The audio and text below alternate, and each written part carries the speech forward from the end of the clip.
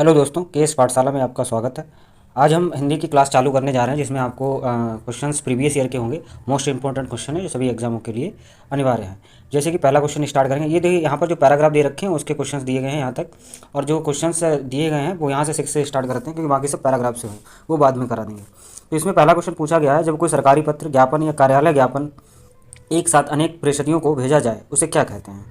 तो उसे परिपत्र कहा जाता है। ठीक है, जब कोई सरकारी पत्र, ज्ञापन या कार्यालय को भेजा जाता है उसे परिपत्र कहते हैं, और इसे गस्ती पत्र भी कहते हैं। ठीक है, यहाँ पर लिखा है गस्ती पत्र भी कहते हैं। जब एक अधिकारी दूसरे अधिकारी को व्यक्तिगत नाम से पत्र लिखता है तो उसे क्या बोलते हैं? अर्धशासकीय पत्र बोलते हैं। ठीक है, तीसरा क्वेश्चन आता है कि एक विद्यार्थी को अपने स्कूल के प्रधानाचार्य को अभिनिवेदन में क्या लिखना चाहिए? तो आपका आज्ञाकारी शिष्य। ये क्वेश्चन जो सी ऑप्शन है वो राइट होगा, क्योंकि आपका आज्ञाकारी शिष्य उसे अपने अभिवेदन में लिखना चाहिए, अभिनिवेदन में। ठीक है, अगला क्वेश्चन देख लेते हैं। इसमें दिया गया है नवा क्वेश्चन यहाँ पे, संक्षेपण मूल पाठ से कितने शब्दों में लिखना चाहिए? तो संक्षेपण मूल पाठ का 1/3 होता है। ठीक है, उसके बाद हिंदी में ध्वनियाँ कितने प्रकार की होती हैं? तो स्वर और व्यंजन 2 प्रकार की ध्वनियाँ होती हैं। ऑप्शन नंबर ए सही होगा। उसके बाद मात्रा के आधार पर स्वर कितने प्रकार के होते हैं? तो मात्रा के आधार पर स्वर जो होते हैं 2 प्रकार के होते हैं, ह्रस्व स्वर और दीर्घ स्वर। ह्रस्व स्वर मतलब होता है कि छोटा और छोटी, छोटो और ऋ जो होता है ह्रस्व स्वर बोले जाते हैं, और दीर्घ स्वर में बड़ा आ, बड़ी ई, बड़ो ऊ, ए, आए, ओ और आ आता है। ठीक है, उसके बाद जीवा के आधार पर स्वर कितने प्रकार के होते हैं? तो जीवा के आधार पर स्वर जो होते हैं 3 प्रकार के होते हैं। कौन कौन से? अग्रस्वर, मध्य स्वर, पश्च स्वर। अग्रस्वर में छोटी ई, बड़ी ई, छोटे ए, बड़े ए। मध्य स्वर में छोटा आ। पश्च स्वर में आता है बड़ा आ, बड़ो ऊ और छोटो ऊ, ओ और औ। ठीक है, अगला क्वेश्चन कह रहा है यहाँ पर 13 क्वेश्चन है। ये कह रहा है कि निम्न में से कौन सा शब्द पुल्लिंग है? तो देखो यहाँ पर ऑप्शन दिया दया, माया, भाषा, आभार। तो यहाँ पर जो आभार शब्द होगा, आभार प्रकट किया जाता है, तो यहाँ पर क्या होगा? पुल्लिंग लगता है। ठीक है, निम्न में से कौन सा शब्द पुल्लिंग है? तो यहाँ पर दूसरा क्वेश्चन है आशा, कष्ट, क्षमा या सेना। तो पुल्लिंग शब्द होगा कष्ट। कष्ट क्या होता है? पुल्लिंग शब्द है। ठीक है, ठीक है, आगे बढ़ते हैं। अगला क्वेश्चन है कि निम्न में से कौन सा शब्द स्त्रीलिंग है? निम्न में से कौन सा शब्द स्त्रीलिंग है? तो विवाह, सार, रूप, आय। तो आय जो है स्त्रीलिंग शब्द है। ठीक है, उसके बाद आता है निम्न में से कौन सा शब्द स्त्रीलिंग है? 16वां क्वेश्चन है, निम्न में से कौन सा शब्द स्त्रीलिंग है? ठीक है, यहाँ पर ये दिया गया है। तो यहाँ पर जो क्वेश्चन होगा ग्रह, पत्ता, सभा या चंदन। तो सभा जो शब्द है वो स्त्रीलिंग शब्द है। ठीक है दोस्तों, आगे बढ़ते हैं। इसमें अगला क्वेश्चन आता है कि संधि कितने प्रकार की होती हैं? बहुत अच्छा क्वेश्चन है। तो यहाँ पर 3 प्रकार की होती है, स्वर, व्यंजन और विसर्ग संधि। सदानंद, सदानंद का संधि विच्छेद करो तो क्या होता है? सत धन आनंद। मतलब सत धन आनंद जो शब्द होगा ये उसका संधि विच्छेद, सही संधि विच्छेद होगा।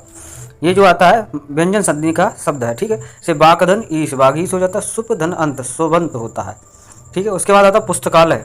पुस्तकालय में कौन सी संधि है? तो पुस्तक धन आलय।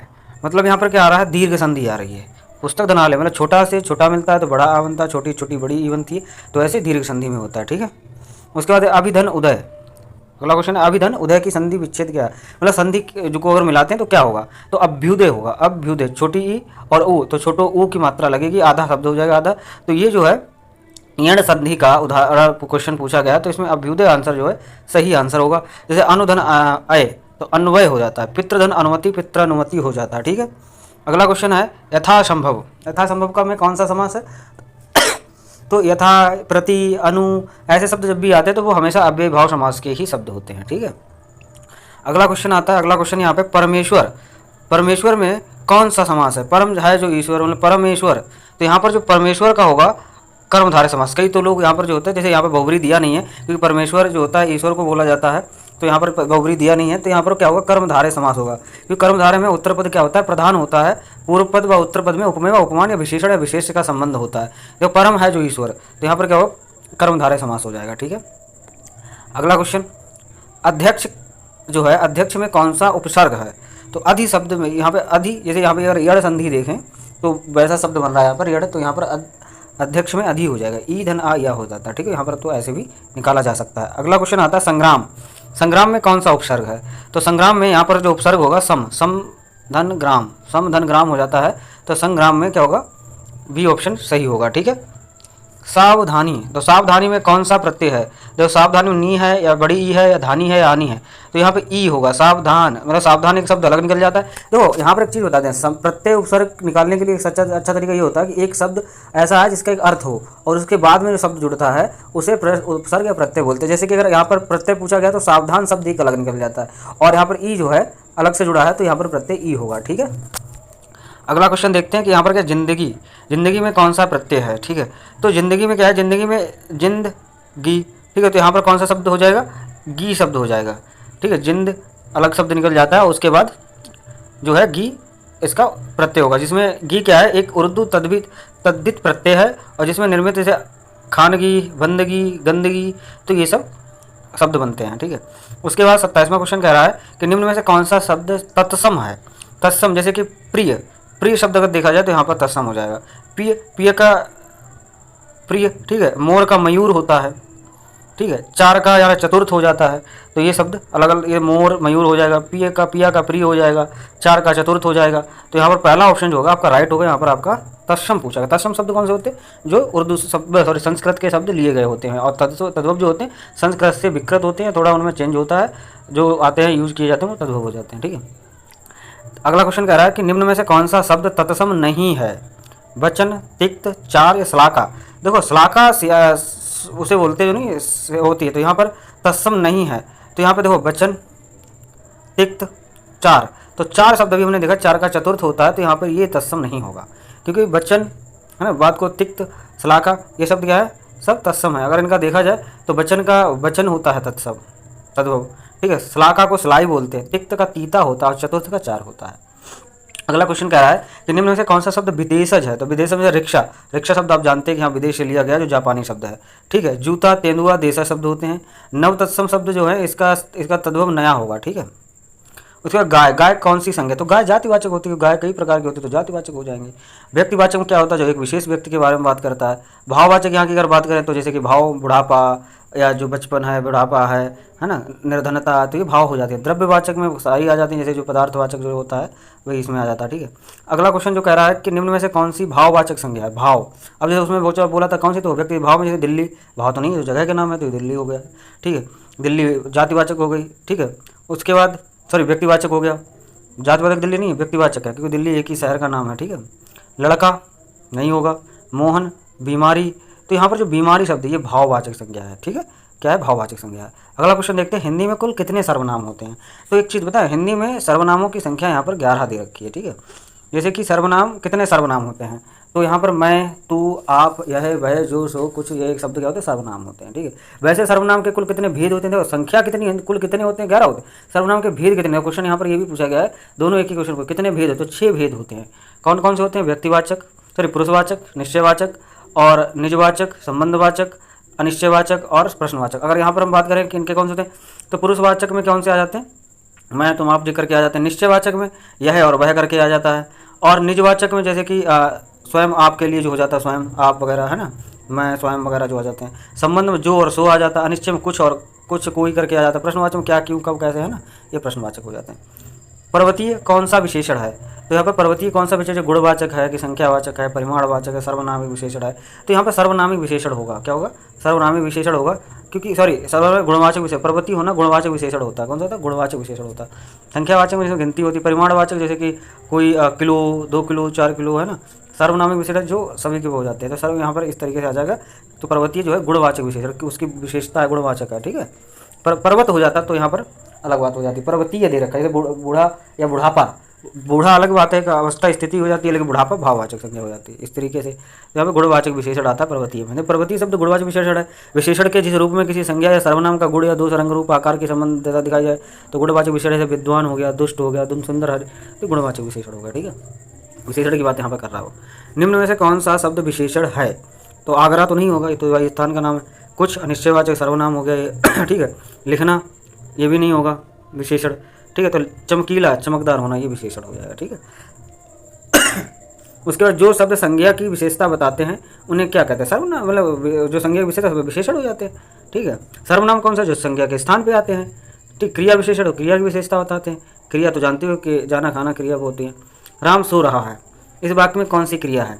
तो अकर्मक क्रिया है, ठीक है। यहाँ पे कौन सा अकर्मक, राम सो रहा है वह अकर्मक क्रिया, जिस क्रिया का प्रभाव कर्ता पर हो, कौन सो रहा है, राम सो रहा है, ठीक है।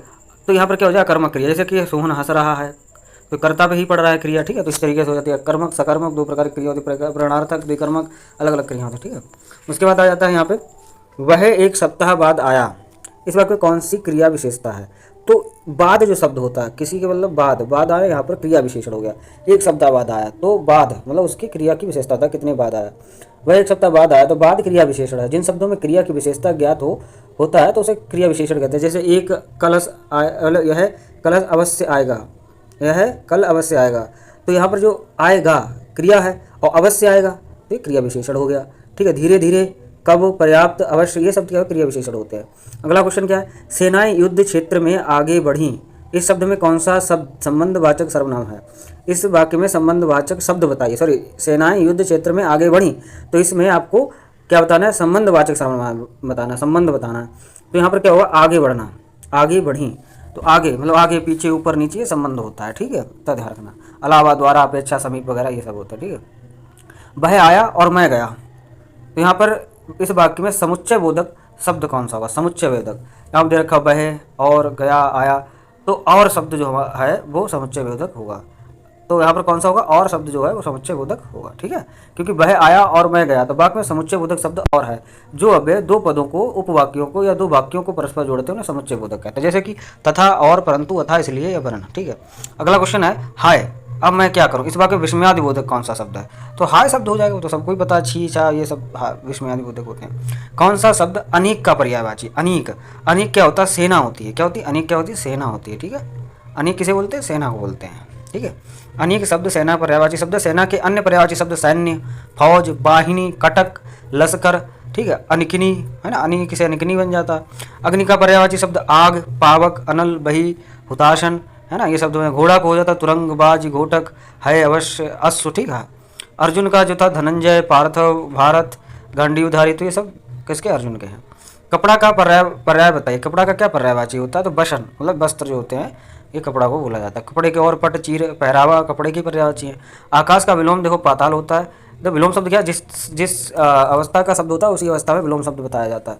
क्रिया का क्रिया में, संज्ञा का संज्ञा में, वचन का मतलब कि जो अलग आ जाते हैं, एक वचन का तो एक वचन में देना है, जिस तरीके से होता वैसे ही उसका विलोम होना चाहिए।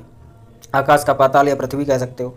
अनर्थ का अर्थ हो जाता है, अनग का अग हो जाता है, तो पृथ्वी का विलोम क्या हो जाएगा, पाताल। पृथ्वी का आकाश, जैसे कि आकाश का पाताल पृथ्वी, तो पाताल हो जाएगा, ठीक है।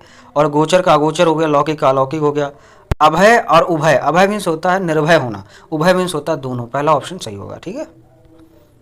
यहाँ पर अगला क्वेश्चन आता है अली और अली में युग में सही अर्थ है, तो अली होता है भौरा और एक अली होता है सखी, तो अली और अली में भौरा और सखी जो शब्द होंगे सही होंगे। अंश और अंश, अंश मीन्स होता है हिस्सा, अंश मीन्स होता है कंधा। दामन और दमन, और दामन, दमन मीन दबाना और दामन मीन आंचल होता है, ठीक है। दर्शन और दर्शन का मतलब, दर्शन मीन मुहूर्त होता है और दर्शन मीन विचार होते हैं, ठीक है। उपसर्ग वह शब्दांश है जो शब्दों के आगे जुड़ते हैं, सी ऑप्शन सही होगा, ठीक है। कौन सा शब्द शुद्ध है, 46 या 46 या 46, तो 46 होता है, ठीक, पहला ही ऑप्शन सही है। और यहाँ पे लिखा है कि निम्न में से शुद्ध शब्द बताइए, तो शुद्ध उज्ज्वल, उज्ज्वल, उच्चजल, उच्चजलन या उज्जलन, तो पहला ही ऑप्शन सही है, उज्ज्वल डबल जा बनता फिर हुआ उसमें हो जाता है, ठीक है। तो ये दोस्तों हिंदी के 50 क्वेश्चंस थे। अगर आपको ये वीडियो अच्छा लगा है और क्वेश्चंस अच्छे लगे हैं तो इस वीडियो को लाइक और चैनल को सब्सक्राइब करना ना भूलें, जिससे कि आप अगर इसको सब्सक्राइब करें तो हमें मोटिवेशन मिलता है, जिससे कि और आगे वीडियो ऐसे ही क्वेश्चंस कराते रहेंगे जब तक एग्जाम आ रहा है। और प्रीवियस ईयर के क्वेश्चंस हैं और मोस्ट इंपॉर्टेंट क्वेश्चंस हैं जो इस पर मिलते रहेंगे आपको, हिंदी हुई, रीजनिंग हुआ, मैथ हुआ, और आप लोगों का सहयोग चाहिए जिससे कि आगे मोटिवेशन मिले और वीडियो बनाते रहें। धन्यवाद दोस्तों वीडियो देखने के लिए।